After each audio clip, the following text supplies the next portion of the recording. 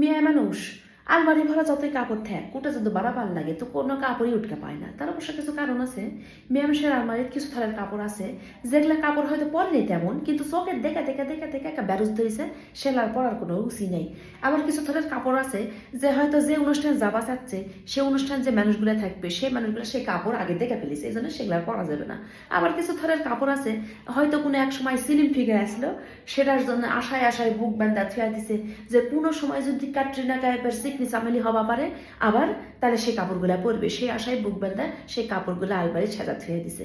কিছু কাপড় আছে বিয়ার প্রথম দিকে সেগুলা স্বামী দিছিল এই গিফট সেই গিফট, নতুন নতুন বিয়ার বছরকার, সেগুলা কোনো কিছু করা যাবে না, থুয়া দিছে আশায় আশায় বুক বান্ধা।